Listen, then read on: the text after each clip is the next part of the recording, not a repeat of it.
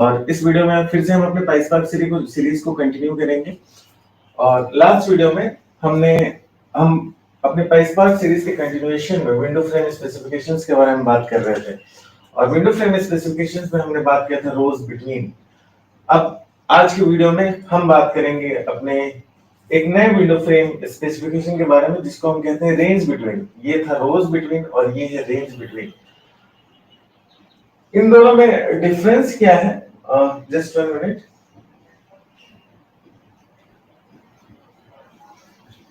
इन दोनों में डिफरेंस क्या है और उस डिफरेंस को भी हम देखेंगे कि रोज बिटवीन और रेंज बिटवीन के अंदर डिफरेंस क्या है, उस डिफरेंस को भी हम देखेंगे। आप बने रहिए मेरे साथ इस वीडियो में। जैसा कि हम डिस्कस कर रहे थे अपने प्रीवियस वीडियो में कि रोज बिटवीन एक विंडो फ्रेम स्पेसिफाई करने के काम में आता है डेटा फ्रेम के अंदर, पाइसपार्क डेटा फ्रेम के अंदर। और जब हम विंडो फ्रेम स्पेसिफाई करते हैं तो हम स्टार्ट पोजीशन और एंड पोजीशन देते हैं बेस्ड ऑन रोज की -1 to 1। जैसे example -1 to 1 means current position से एक पोजीशन पीछे से लेके करंट पोजीशन के एक पोजीशन बाद तक एक विंडो फ्रेम में आएगा। -2 to 1 इसका मतलब है करंट पोजीशन से दो पोजीशन पीछे से लेके करंट पोजीशन से एक पोजीशन आगे तक एक विंडो फ्रेम में आएगा। ओके, तो ये जो रोज बिटवीन था ये रो स्पेसिफिक था कि कितना कितना करंट पोजीशन से कितना रो पहले और करंट पोजीशन है। रेंज बिटवीन के बारे में, रेंज बिटवीन रो स्पेसिफिक नहीं है, पोजीशन स्पेसिफिक नहीं है, ये वैल्यू स्पेसिफिक है। ओके, जब हम वैल्यू स्पेसिफिक बोल रहे हैं इसका मतलब क्या है, हम इसके बारे में डिस्कस करेंगे। जस्ट मैं एग्जांपल के साथ आपको दिखाऊंगा कि इस वैल्यू स्पेसिफिक जब मैं बोल रहा हूं तो उसका मतलब क्या है। ओके, हम आगे बढ़ते हैं और मैं आपको एग्जांपल के साथ आपको दिखाता हूं कि रेंज बिटवीन किस तरीके से विंडो फ्रेम को स्पेसिफाई करता है। ओके, और मैं क्विकली जो है अपने रेंज बिटवीन के लिए मैंने एक पीपीटी बनाया हुआ है और मैं उसको आपको वहां पे लेके चलता हूं। और जैसा कि रोज बिटवीन का सिंटैक्स था, ओके, रेंज बिटवीन का भी सिंटैक्स कुछ इसी तरीके से, range between start and and. Okay, पहले हम स्टार्ट करते हुए जस्ट अभी हम डिस्कस करेंगे। ओके, मैं एक एग्जांपल के साथ स्ट्रेट फॉरवर्ड चलता हूं। और ये राइट साइड में अगर आपको दिख रहा होगा, ओके, ये राइट साइड में जो टेबल, ये डेटा फ्रेम आपको दिख रहा होगा, राइट, ये एक डेटा फ्रेम है। ओके, इसमें मेजर जो हमारे दो कॉलम्स हैं, एक है ग्रुप और एक वैल्यू। ओके, और इस डेटा फ्रेम के अंदर जो दो मेजर सेट ऑफ डेटा है, मतलब ग्रुप के बेसिस पे अगर डिवाइड कर दें, ओके, तो ए के 4 रोज हैं और बी के 3 रोज हैं। ओके, बी के 3 रोज हैं। अगर मेरी ऐसी रिक्वायरमेंट है, ओके, अगर मेरी ऐसी रिक्वायरमेंट है कि जो भी मेरा करंट वैल्यू है, suppose that my current value is 1, okay, जो भी मेरा करंट वैल्यू है उस करंट वैल्यू से एक ज्यादा या फिर एक कम जो भी होगा, ओके, एक ज्यादा या फिर एक कम जो भी होगा उसको ऐड करें। ओके, इसका मतलब है कि अगर ये मेरा एक पार्टीशन है, suppose that this is one of my partition, ये मेरा एक पार्टीशन है।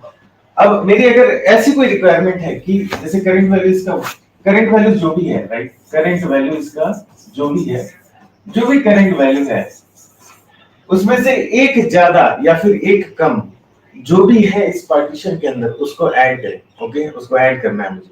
ओके, तो करंट वैल्यू -1 प्लस -1 ऐसे मैं लिख रहा हूं, करंट वैल्यू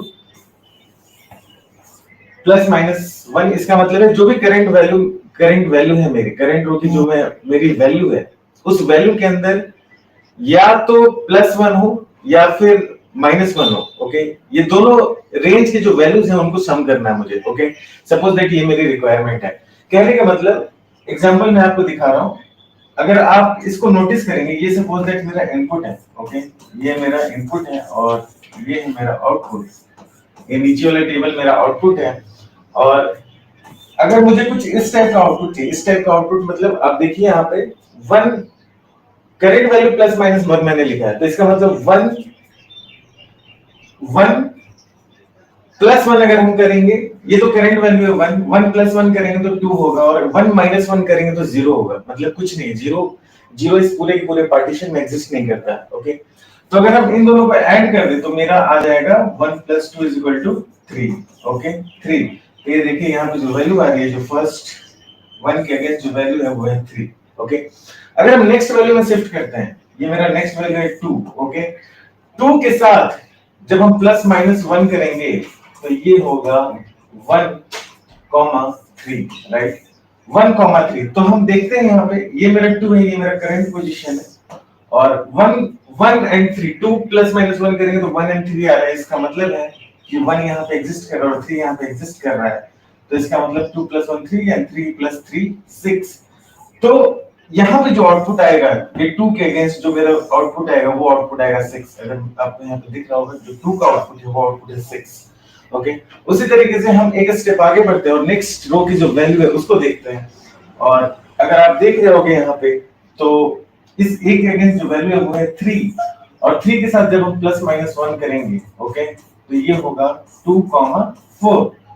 2,4 तो हम आगे जाते हैं, और 2,4 तो हम आगे जाते हैं और देखते हैं 2 या फिर 4 एग्जिस्ट करता है कि नहीं। तो हम यहाँ पे थे, इस पोजीशन पे थे, तो 2,4 इसका मतलब 3 के साथ देखो यहाँ पे 2 है इस पार्टीशन के अंदर,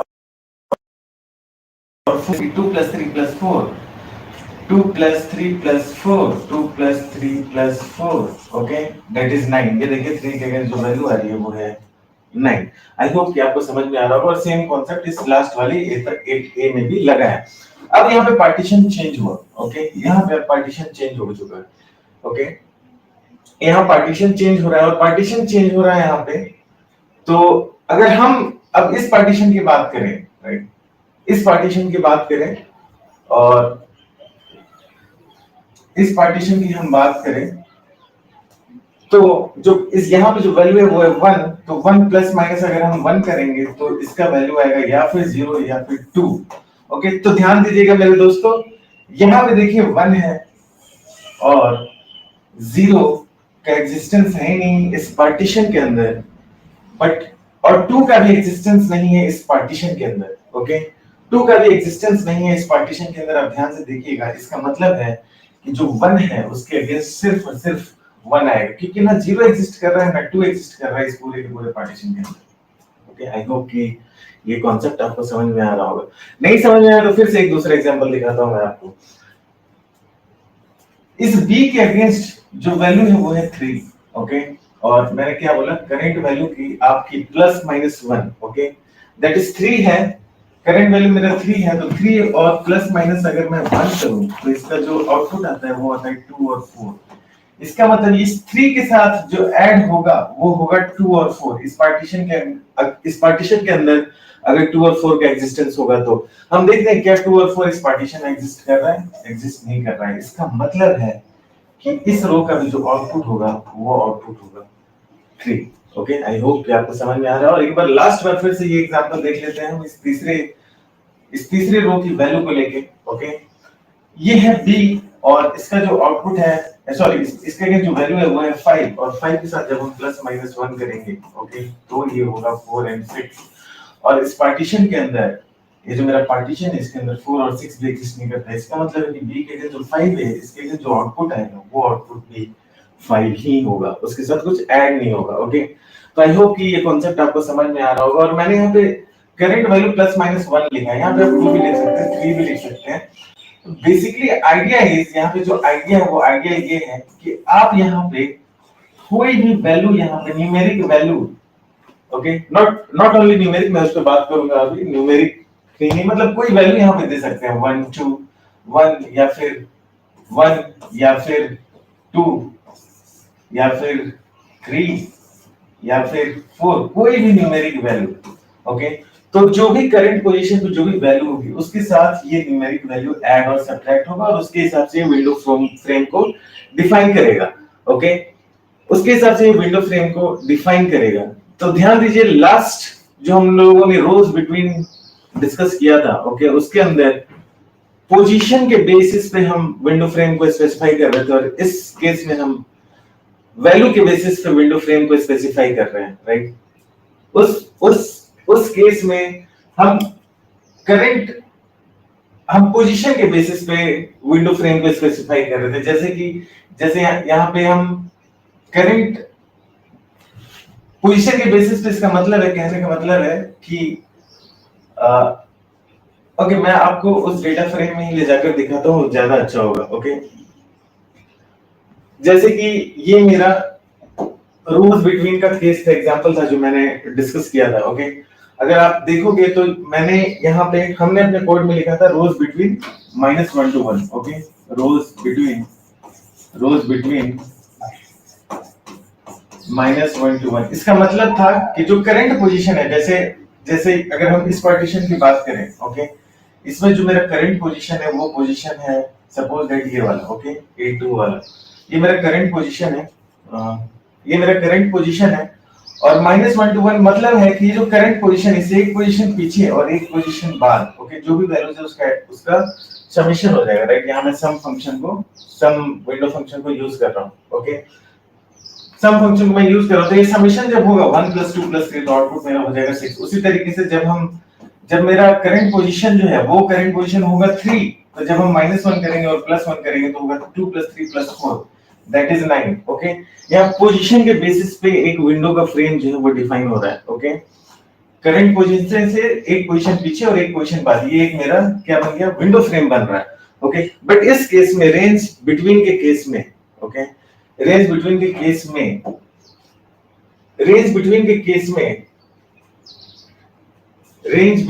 केस में अगर हम ऐसे लिख रहे हैं रेंज बिटवीन, ओके, -1 to 1, इसका मतलब है कि ये पोजीशन के बेसिस पे विंडो को डिफाइन नहीं कर रहा है। ये जो विंडो को डिफाइन कर रहा है वो वैल्यू के बेसिस पे डिफाइन कर रहा है। ओके, जैसे कि जो भी मैंने एग्जांपल आपको यहाँ पे दिखा दिया है, जैसे ये 3 है, तो 3 के साथ जब 1 ऐड और सब्ट्रैक्ट होगा तो ये आउटपुट देगा 2 and 4। ओके, तो अगर इस पूरे के पूरे पार्टीशन के अंदर 2 और 4 है तो वो ऐड होगा 2 + 3 + 4, और यहाँ पे ये आउटपुट देगा 2 + 3 + 4 = 9। ओके, आई होप कि आपको ये डिफरेंस समझ में आ रहा होगा। वैल्यू स्पेसिफिकली हम जो है विंडो को डिफाइन कर रहे हैं इस केस में रेंज बिटवीन फंक्शन को यूज करके। ओके, तो अगर हमें इसके लिए कोड लिखना पड़े पाइस्पार्क के अंदर, तो हम कोड कैसे लिखेंगे? ओके, तो मैं क्विकली आपको दिखाता हूँ कि वो कोड कैसे लिखेंगे। ओके, तो सबसे दो इंपॉर्टेंट चीज, ओके, सबसे पहले तो मैंने यहाँ पे डेटा लिया हुआ है। ओके, एक डेटा को मैंने डिफाइन किया, फिर मैं उस डेटा को लेकर के डेटा फ्रेम क्रिएट कर रहा हूँ spark.create डेटा फ्रेम यूज करके, और यहाँ पे अंदर में ये डेटा पास कर दिया, तो मैंने डेटा यहाँ पे लिया हुआ है, और यहाँ पे फिर हम कॉलम की नेम स्पेसिफाई कर रहे हैं। ओके, कॉलम की नेम हम यहाँ पे स्पेसिफाई कर रहे हैं। उसके बाद हम क्या कर रहे हैं, हम विंडो के स्पेसिफिकेशन को डिफाइन कर रहे हैं। ओके, और पार्टीशन बाय यूज करें, क्योंकि हम ग्रुप बाय कॉलम के ऊपर मैंने पार्टीशन लगाया था, मैंने जो एग्जांपल लिया था अभी जस्ट उस पे हम ग्रुप बाय कॉलम के ऊपर पार्टीशन कर रहे थे, राइट। इस पूरे डेटा फ्रेम को मैं दो पार्ट में डिवाइड कर रहा था बेस्ड ऑन ग्रुप कॉलम। तो मैं पार्टीशन बाय फंक्शन को यूज कर रहा हूं, तो पार्टीशन बाय विंडो मॉड्यूल का पार्ट है, तो विंडो डॉट पार्टीशन बाय, और चूंकि मैं यहाँ पे विंडो यूज कर रहा हूँ और तो मुझे विंडो को इंपोर्ट भी करना पड़ेगा। ओके, तो PySpark.sql.window मॉड्यूल का पार्ट है ये विंडो, इसलिए मैंने ऐसे लिखा है फ्रॉम PySpark.sql.window इंपोर्ट विंडो। उसके बाद हमें सम करना है। ओके, कोई भी आप एग्रीगेट फंक्शन यूज कर सकते हो, सम, एवरेज, एनीथिंग। ओके, मैंने यहाँ पे सम यूज किया हुआ है, तो मुझे सम को भी इंपोर्ट करना पड़ेगा, और सम जो है PySpark.sql.functions मॉड्यूल का पार्ट है। ओके, तो from PySpark.sql.functions import some. Okay, अब तो जब मैं विंडो स्पेसिफिकेशन स्पेसिफाई कर रहा हूं यहाँ पे, ओके, देखिए विंडो डॉट पार्टीशन बाय, यहाँ पे उस कॉलम का नाम जिस कॉलम के बेसिस पे मुझे पार्टीशन करना है, फिर ऑर्डर बाय किस पे कर रहा हूं मैं, वैल्यू कॉलम के ऊपर मैंने ऑर्डर बाय भी लगा दिया है, और यहाँ पे रेंज बिटवीन स्पेसिफाई कर दिया है कि उस पर्टिकुलर पार्टीशन के अंदर जो भी वैल्यू कॉलम के अंदर जो वैल्यू है उससे +-1 अगर वैल्यू होगा उस पार्टीशन के अंदर तो उसको ऐड कर देना, क्योंकि मैंने यहाँ पे ओके,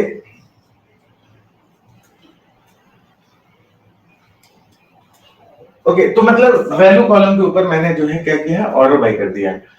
और उसके बाद मैंने यहाँ पे रेंज बिटवीन लगा दिया कि एक विंडो फ्रेम के अंदर क्या क्या आएगा। ओके, वो चीज मैंने स्पेसिफाई किया है।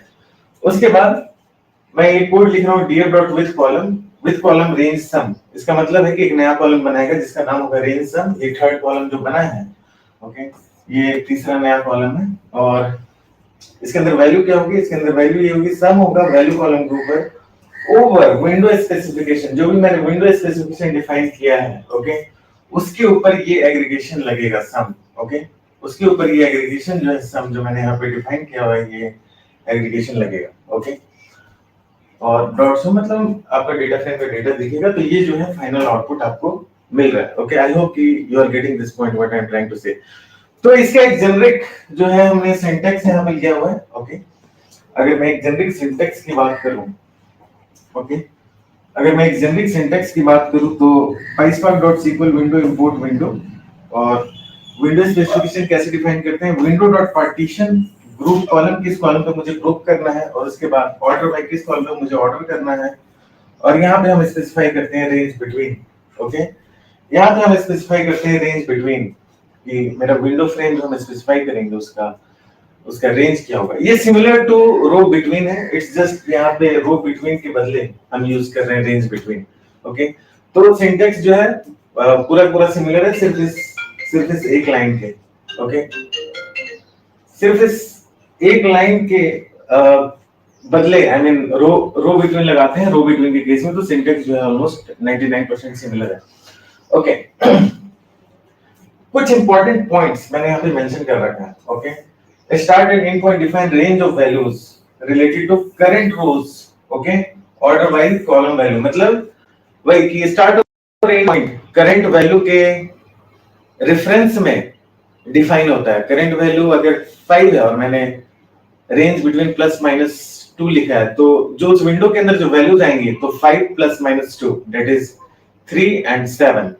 तो 3, 7 और 5, ये तीन वैल्यूज इस विंडो फ्रेम में आएगा। ओके, आई होप कि आपको ये समझ में आ रहा होगा। अब जो है, जो दूसरा सबसे इंपॉर्टेंट पॉइंट है, वो इंपॉर्टेंट पॉइंट है कि range between works only with numeric और टाइम स्टैम्प टाइप्स। ओके, ये सिर्फ और सिर्फ न्यूमेरिक और time stamp data type columns के ऊपर काम करता है। ये बहुत इंपॉर्टेंट पॉइंट है जो मैं मेंशन कर रहा हूं यहाँ पे। ओके, न्यूमेरिक और टाइम स्टैम्प टाइप्स, ये सिर्फ और सिर्फ न्यूमेरिक और टाइम स्टैम्प कॉलम के ऊपर काम करता है, क्योंकि ये जो विंडो डिफाइन होता है, ये विंडो डिफाइन होता है आई मीन वैल्यू के ऊपर, राइट। तो अगर कोई स्ट्रिंग होगा, ठीक है, तो उसमें क्या हम प्लस माइनस करेंगे, कुछ हम प्लस माइनस कर नहीं सकते, राइट। तो ये इसलिए ये जो है सिर्फ न्यूमेरिक और टाइम स्टैम्प डेटा टाइप्स के ऊपर ही वर्क करता है। तो अभी जो हम ये एग्जांपल देख रहे थे, ओके, अभी जो ये एग्जांपल हम देख रहे थे, ये वाला, ये न्यूमेरिक डेटा टाइप के ऊपर था, राइट, क्योंकि ये जो कॉलम है, जो वैल्यू कॉलम है, ये न्यूमेरिक डेटा टाइप है, राइट, नंबर्स हैं यहाँ पे। ओके, नंबर्स हैं यहाँ पे। तो ये जो एग्जांपल है, ये न्यूमेरिक डेटा टाइप के ऊपर था। और अब जो हम एग्जांपल देखेंगे, ये टाइम स्टैम्प डेटा टाइप के ऊपर है। Okay, time stamp data type के ऊपर अभी मैं दिखाता हूं आपको। सबसे पहले मैंने एक डेटा फ्रेम क्रिएट किया। इस डेटा फ्रेम के अंदर 3 कॉलम्स हैं, group TS time stamp value and TS long, मतलब टाइम स्टैम्प को जस्ट मैंने कन्वर्ट किया है दूसरे डेटा दूसरे फॉर्म में। ओके, तो ये एक डेटा फ्रेम है, और इस डेटा फ्रेम को बनाने का ये कोड है। उससे पहले ये आप देख लीजिए, ये इंपॉर्टेंट है। अगेन, ये डेटा फ्रेम भी 2 पार्ट्स में है, राइट। ये डेटा फ्रेम मेरे 2 पार्ट्स में। ग्रुप के अंदर 2 टाइप के डेटा है, ए एंड बी। ओके, और जो डेट्स है वो 1/6/2024, 2/6/2024, 3/6/2024, 4/6/2024। और जो दूसरा पार्टीशन है उसमें भी कुछ डेट्स जो है ऐसे हैं, 2/6/24, 3/6/24 एंड 4/6/2024। ओके, तो डेट्स जो है वो पूरे पूरे क्या है, कंटिन्यूएशन के अंदर है। जो डेट्स मेरे एग्जिस्ट कर रहे हैं वो पूरे पूरे जो है इसमें है, कंटिन्यूएशन में है। ओके, तो इस डेटा फ्रेम को डिफाइन करने के लिए ये हमने कोड लिखा हुआ है। ये डेटा को डिफाइन किया मैंने यहाँ पे। फिर यहाँ पे df =spark.create data frame data, और यहाँ पे कॉलम के नेम क्या है, ग्रुप, टाइम स्टैम्प और value. Okay, group, time stamp और value. Okay, group, time stamp और वैल्यू, ये 3 कॉलम्स हमने डिफाइन किए, ओके। और एक नया कॉलम हम ये क्रिएट कर रहे हैं, और जस्ट 1 मिनट।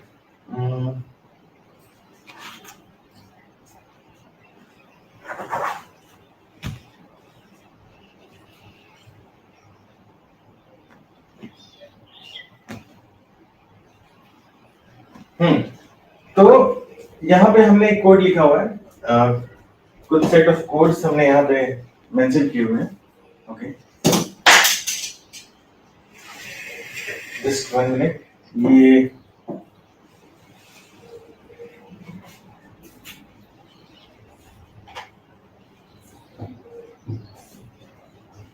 ओके, तो यहाँ पे हमने डेटा लिखा हुआ है, और इस डेटा फ्रेम को हम यहाँ पे डिफाइन कर रहे हैं। Spark dot create data frame, अंदर में ये डेटा हमने पास किया है, और यहाँ पे ये डेटा है जो हमने यहाँ पे डिफाइन किया हुआ है, और यहाँ पे 3 कॉलम्स के नेम्स, ओके। अब आप ध्यान दीजिएगा कि ये जो डेट है, ये जो डेट हमने डिफाइन किया हुआ है, ये डेट मेरा स्ट्रिंग में है, राइट। आप देखिए यहाँ पे डबल कोट्स के अंदर ये पूरा डेट है, तो ये किसमें है? ये जो डेट है ये स्ट्रिंग के अंदर है, राइट। तो इस स्ट्रिंग को कुछ नहीं कर रहे हैं, इसको बस टाइम स्टैम्प में कन्वर्ट कर दे रहे हैं, ओके। टू टाइम स्टैम्प एक फंक्शन है पाइस्पार्क के अंदर, जिससे हम स्ट्रिंग को टाइम स्टैम्प डेटा टाइप में कन्वर्ट कर सकते हैं। तो टू टाइम स्टैम्प फंक्शन को हमने यूज किया, और इसके अंदर हमने टीएस कॉलम को पास कर दिया, जो टीएस कॉलम हमने क्रिएट किया है, और ये नया column with the same column name, TS name से ही क्रिएट कर रहे हैं। बट द थिंग इज कि जो टीएस कॉलम है, इसका जो डेटा टाइप होगा, वो डेटा टाइप होगा टाइम स्टैम्प, ओके। इस टीएस कॉलम का जो डेटा टाइप होगा, वो डेटा टाइप होगा टाइम स्टैम्प। उसके बाद हम एक और नया कॉलम बना रहे हैं, ओके, टीएस लॉन्ग नेम से, और इस टीएस लॉन्ग के अंदर जो वैल्यूज होंगी, ये सारी जो वैल्यूज है टीएस लॉन्ग कॉलम के अंदर, ओके, इसको हम जो हमारे ये जो टीएस कॉलम के अंदर जो वैल्यूज हैं, ओके, जो टीएस कॉलम के अंदर वैल्यूज हैं, इसका यूनिक्स टाइम स्टैम्प ये टीएस लॉन्ग के अंदर हमने स्टोर किया, ओके, यूनिक्स टाइम स्टैम्प। और उसके लिए हमने ये यूनिक्स टाइम स्टैम्प जो है फंक्शन को यूज किया है, और टाइम स्टैम्प टीएस को पास किया, और इसको 1000 से मल्टीप्लाई कर दिया है, ताकि जो हमारा यूनिक्स टाइम स्टैम्प आए उसको हम मिली सेकंड में कन्वर्ट कर सके। यहाँ पे मैंने लिखा हुआ है convert to millisecond, okay. हम आगे बढ़ते हैं, और अब जो है मेरा प्रॉब्लम स्टेटमेंट क्या है? मेरा प्रॉब्लम स्टेटमेंट ये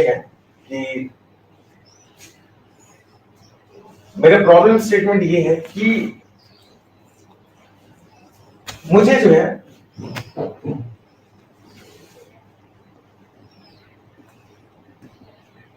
मेरा प्रॉब्लम स्टेटमेंट ये है कि मुझे ये टेबल अगेन 2 पार्टीशंस में है, राइट, और 2 पार्टीशन में, और मेरा प्रॉब्लम स्टेटमेंट ये है कि मुझे जो है जो करंट जो वैल्यू के अंदर जो इसमें 4 dates, right, 1 2 3 4, okay, 1 June, 2 June, 3 June and 4 June. तो मेरा प्रॉब्लम स्टेटमेंट है कि 3 जून के अंदर वैल्यू के अंदर जो वैल्यू है, ओके, सपोज दैट 3 जून के अंदर जो वैल्यू के अंदर वैल्यू, मतलब जो भी करंट पोजीशन है उससे एक दिन पहले और एक दिन बाद का वैल्यू मुझे ऐड करना है, ओके, मेरी ये रिक्वायरमेंट है। जो भी करंट डेट है या फिर करंट रो है, ओके, उससे एक दिन पहले और एक दिन बाद के रोज को ऐड करना है, okay, this is my requirement, okay. तो इसका मतलब है कि आप देखिए कि अगर देखिए ये 30 है, ओके, तो करंट डेट क्या है? 3/6/2024। तो इससे एक दिन पहले क्या होगा? 2 तारीख, और एक दिन बाद क्या होगा? 4 तारीख।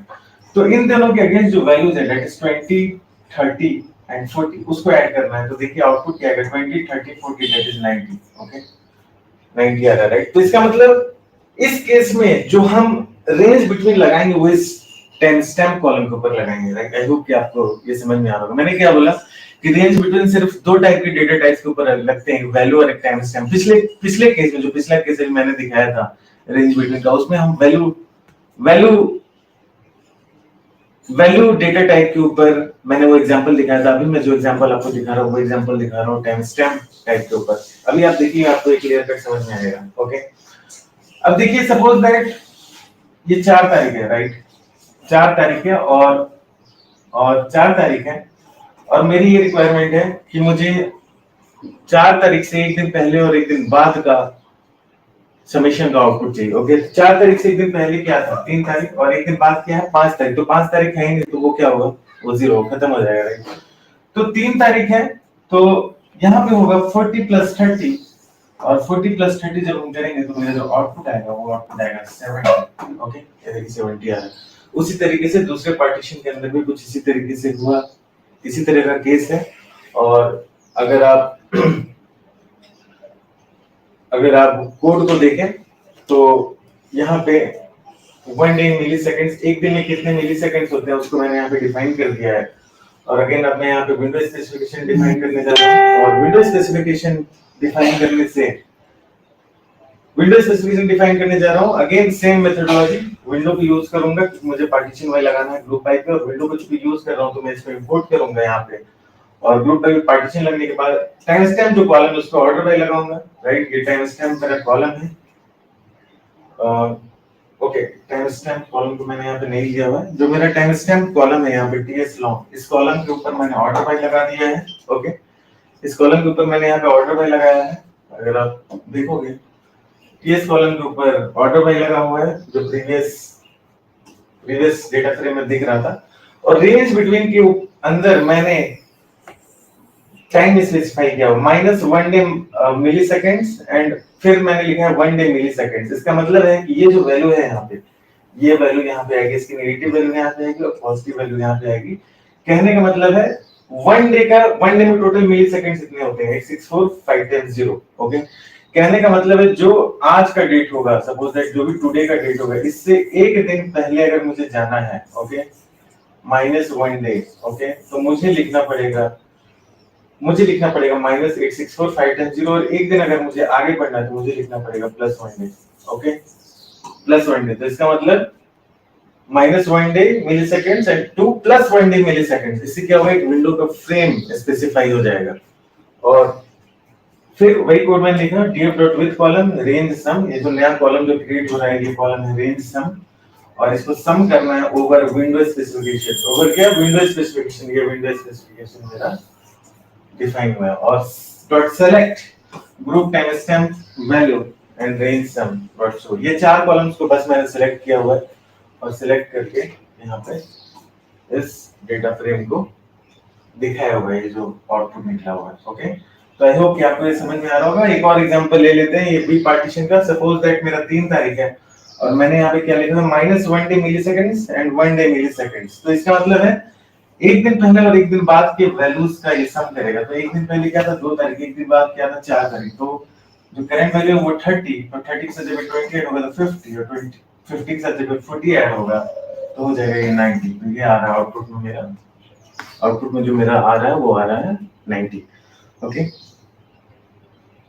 तो आई होप कि आपको ये पूरा कॉन्सेप्ट समझ में आया होगा। और एक बार मैं इस विंडो फ्रेम स्पेसिफिकेशन को समराइज कर दे रहा हूं, जो भी 2 इंपॉर्टेंट कॉन्सेप्ट्स हमने पढ़े। Okay, range between and rows between. और मैंने आपको बोला कि रेंज बिटवीन, ओके, वैल्यूज के ऊपर काम करता है, ओके, ऑर्डर्ड वैल्यूज के ऊपर काम करता है। ओके, और जो मेरा रोज बिटवीन है वो रो पोजीशंस के ऊपर काम करता है। एग्जांपल ये डिफरेंस मैंने ऑलरेडी आपको बता दिया, इसको जस्ट मैं समराइज कर रहा हूं। Range between uses actual value के ऊपर काम करता है, जो उस कॉलम के अंदर रोज में जो एक्चुअल वैल्यू है उसके ऊपर वो एडिशन सब्ट्रैक्शन करके जो भी आउटपुट लाना है वो आउटपुट लाता है। बट रोज बिटवीन जो है वो उसके एक्चुअल वैल्यू के ऊपर नहीं काम करता, वो उसके इंडेक्स पोजीशन पे काम करता है, उस रो के इंडेक्स पोजीशन पे काम करता है। ओके, उस रो से एक रो ऊपर, उस रो से एक रो नीचे, इस तरीके से। बट ये जो रेंज बिटवीन है उस रो के वैल्यू के ऊपर काम करता है। जैसे 5 रो की वैल्यू है तो 5 ±1 अगर मैं करता हूं तो आएगा 4 एंड 6, तो 4 5 6 ये 3 वैल्यूज है। ओके, तो उस रो का जो वैल्यू है उसके ऊपर काम करता है ये रेंज बिटवीन। ओके, और मेरे पास ये नोटबुक है, और इस नोटबुक में मैंने सेम टू सेम कोड लिखा हुआ है। ये न्यूमेरिक का एग्जांपल है, और देखिए ये क्लस्टर ऑन है। ओके, ये न्यूमेरिक का एग्जांपल है, जो भी मैंने पीपीटी पे डाला हुआ है एग्जैक्टली ये पूरा का पूरा सेम चीज है। तो यहाँ पे सबसे पहले वही डेटा फ्रेम यहाँ पे डिफाइन हो रहा है, यहाँ पे डेटा मैंने लिया हुआ, फिर डेटा फ्रेम को डिफाइन किया। तो इसको मैं रन करके आपको दिखा देता हूँ क्विकली, इसको मैं रन करके दिखाता हूँ। और फिर यहाँ पे विंडो स्पेसिफिकेशन डिफाइन किया है, और फिर यहाँ पे विथ कॉलम लगाकर ये रेंज सम जो है कॉलम कैलकुलेट करने की कोशिश की है। और ये देखिए मेरा आउटपुट यहाँ पे आ गया। ओके, और ये जो है ये टाइम स्टैम्प का एग्जाम्पल है, ये टाइम स्टैम्प का एग्जाम्पल है।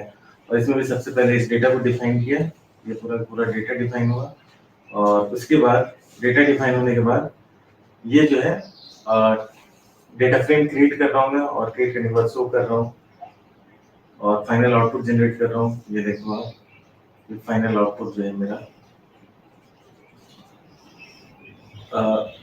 फाइनल आउटपुट वहां पे नहीं जनरेट कर रहा हूँ, फाइनल आउटपुट यहाँ पे जनरेट कर रहा हूँ। यहाँ पे ऊपर में डेटा फ्रेम क्रिएट हुआ था, तो इसको भी रन कर देता हूँ, और रन करने के बाद ये जो मेरा डेटा फ्रेम बन रहा है ये फाइनल आउटपुट है। ओके, तो आई होप कि आपको ये कॉन्सेप्ट समझ में आया होगा। अगर कोई भी डाउट है तो आप इस वीडियो के कमेंट सेक्शन में कमेंट कर सकते हैं, और फिर हम अपने नेक्स्ट वीडियो में कोशिश करेंगे कि हम विंडो फंक्शन को रैप कर दें, जो भी हमारे पेंडिंग फंक्शंस थे। ओके, आई होप कि आपको ये वीडियो अच्छा लगा होगा। बने रहिए हमारे साथ, हम फिर से लेके आएंगे आपके लिए कुछ नया।